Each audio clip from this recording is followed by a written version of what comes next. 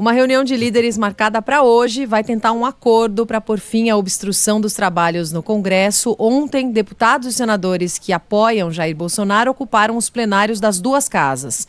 Essa ação foi motivada pela decisão de Alexandre de Moraes de decretar a prisão domiciliar do ex-presidente e tem como objetivo colocar em votação o impeachment do ministro do STF e o projeto de anistia. Nos bastidores, a prisão de Jair Bolsonaro teria irritado colegas de Alexandre de Moraes e isolado o ministro na corte. Uma reconsideração da decisão tomada por ele não estaria descartada. Rafael Procópio agora tem um resumo para a gente de toda essa repercussão também com a oposição. Fala, Rafael. É isso, né, Roberto? Ontem estávamos lá, inclusive, na Câmara dos Deputados, vários parlamentares ocupando lá a mesa do plenário da casa, com esparadrapos na boca, nas orelhas, enfim, nos olhos. E foi bem complicado, principalmente quando chegou a base aliada, especialmente o deputado Lindbergh Farias, aí que foi a confusão generalizada. E por conta disso tudo, o presidente da Câmara, Hugo Mota, determinou os encerramentos dos trabalhos ao final do dia e retornou para Brasília um pouco antes do que era esperado. Mesmo que os trabalhos legislativos tenham retomado oficialmente na terça-feira, ele não voltaria ontem, mas por conta disso tudo resolveu voltar. Com esses esparadrapos nas bocas aí que eu estou falando, os integrantes do bloco reagiram à prisão, como você disse, domiciliar de Jair Bolsonaro, determinada pelo ministro do STF, Alexandre de Moraes. E toda essa situação foi anunciada pelo líder do PL na Câmara, Sóstenes Cavalcante. A gente vai ouvir um trechinho agora. Nós estamos começando agora uma ação na Câmara e no Senado, ocupando as duas mesas diretoras, e não sairemos de ambas mesas até que os presidentes das duas casas se reúnam para buscarmos resolver um problema de soberania nacional. O Congresso Nacional foi emudecido. O Congresso Nacional está tendo todas as suas prerrogativas retiradas pelo senhor ministro Alexandre de Moraes, que do alto da sua toga de ministro do STF decidiu não respeitar mais a Constituição brasileira. Bom, pessoal, a situação ontem foi tão atípica que até o vice-presidente da Câmara, que é do PL, Altineu Cortes, do Rio de Janeiro, chegou a ameaçar colocar em votação o projeto de anistia aos condenados pelos atos de 8 de janeiro, caso Hugo Mota não fizesse isso. Vamos acompanhar também. Eu, como primeiro vice-presidente da Câmara e primeiro vice-presidente do Congresso Nacional, sempre busquei, na minha forma de fazer política, equilíbrio e diálogo. E sempre respeitei, como eleito vice-presidente, o presidente Hugo Mota, que tem a pauta da Câmara na sua mão. Diante dos fatos que se apresentam, eu quero registrar aqui, já comuniquei ao presidente Hugo Mota, que no primeiro momento que eu exercer a presidência plena da Câmara dos Deputados, ou seja, que o presidente Hugo Mota se ausentar do país, eu irei pautar a anistia. Muito bem! Muito bem! Essa é a única forma de pacificar o país. Nós precisamos pacificar, não precisamos de guerra, precisamos de pacificação. Bom, pessoal, Hugo Mota chegou a telefonar para o líder do PL, Sóstenes Cavalcante, que a gente ouviu agora há pouco, e apelou para que os deputados deixassem as mesas. Mas o presidente da Câmara recebeu uma resposta negativa dos bolsonaristas, que se revezaram durante a madrugada para garantir a ocupação dos plenários, coisa que ainda acontece ali, tanto na Câmara, principalmente na Câmara dos Deputados. A estratégia de impedir os trabalhos gerou, claro, confusão, como eu disse agora há pouco, entre oposição e governistas, que alegam que a obstrução poderá atrapalhar discussões de projetos importantes, como a questão da faixa de ampliação de isenção do imposto de renda. O presidente do Congresso, Davi Alcolumbre, reagiu em nota e classificou esse movimento como um movimento de exercício arbitrário. Ele ainda pediu serenidade para que o bom senso prevaleça entre deputados e senadores. A aliados, ele avaliou que a oposição tenta emparedar e chantagear o comando das duas casas. A pressão para que propostas como a da anistia sejam pautadas é grande. Por exemplo, o senador Flávio Bolsonaro, do PL do Rio de Janeiro, também fala em resgatar a independência dos poderes e defende aí o chamado pacote da paz. Vamos acompanhar.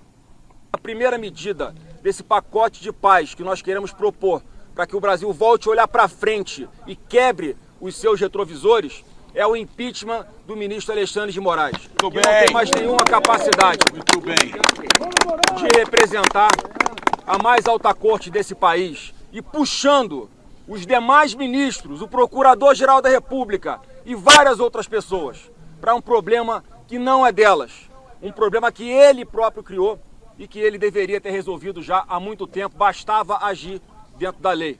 A segunda medida é a anistia. Como eu falei, que não tem mais condições de nós não apreciarmos aqui, no plenário do Congresso, da Câmara e do Senado, uma amnistia ampla, geral e restrita que hoje não acontece porque há ameaças ao Congresso Nacional de que se nós votarmos essa matéria, ela vai ser declarada inconstitucional. E não é. E o terceiro ponto desse pacote de paz que nós estamos propondo é que nós possamos aprovar imediatamente a PEC que acaba com o foro privilegiado de parlamentares. Porque toda a jurisprudência do Supremo foi alterada para manter Bolsonaro lá. Olha, pessoal, essas reuniões que a gente citou, tanto do Senado quanto da Câmara dos Deputados, no caso do Senado ainda não está marcada. Pode acontecer ainda nesta quarta-feira, mas a da Câmara dos Deputados vai acontecer logo mais às 11 horas, lá na residência oficial da Câmara dos Deputados. Estaremos lá, inclusive. Bom, chega a ser até bonitinho, né? A turma do CPF cancelado, a turma do bandido bom e bandido morto, a turma do Brasil é o país da impunidade. Agora, fazer essa manifestação tão bonita, tão uníssona, tão coesa, no final das contas, em busca da impunidade de um indivíduo. Porque é de um indivíduo que estamos falando. Ninguém está preocupado com a moça do batom, ninguém está preocupado com a velhinha da Bíblia. Tanto é que eles já rejeitaram propostas que diminuiriam as penas desses bagrinhos aí que participaram diretamente daquele quebra-quebra no dia 8 de janeiro. A gente não vê uma mobilização dessas para discutir a questão das emendas, a gente não vê uma mobilização tão coesa e tão bonita para que a gente discuta uma reforma administrativa, para que a gente discuta o tamanho do Estado, para que a gente crie um Estado mais eficiente, para que a gente comece a discutir as medidas de urgência para proteger o produtor brasileiro no momento do tarifaço que começa hoje, está começando hoje o tarifaço, e a prioridade desses caras é botar adesivinho na boca, né, e discutir anistia, discutir o que mais que eles pedem ali? Anistia, impeachment de ministro do Supremo. Eu acho que são todos assuntos que podem ser discutidos. O foro privilegiado. Foro privilegiado. Esse aí, só para deixar bem claro o que está sendo discutido aí, eles querem fugir do STF. Né? Eles querem voltar para a primeira instância. Também acho que é uma discussão válida. Mas é emergencial? Tem que ocorrer agora, nesse instante? Não me parece. Que tal a proposta de que a gente se concentre com tanta força, com tanto vigor, com tanta coesão nos assuntos que realmente importam ao Brasil, né? A proteção ao produtor, a reforma administrativa, a reforma tributária, acabar com a fila do INSS, a punição aos corruptos do INSS. Olha quanta prioridade a gente tem. E esse assunto, olha só que ideia boa que eu vou dar agora, Carla.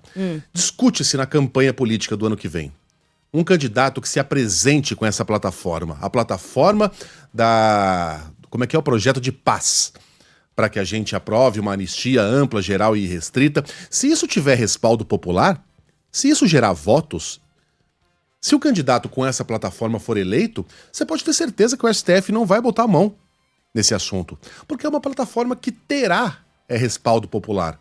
E pronto, discuta-se isso no fórum adequado, que é a eleição política no ano que vem, quando propostas desse tipo são apresentadas ao eleitor.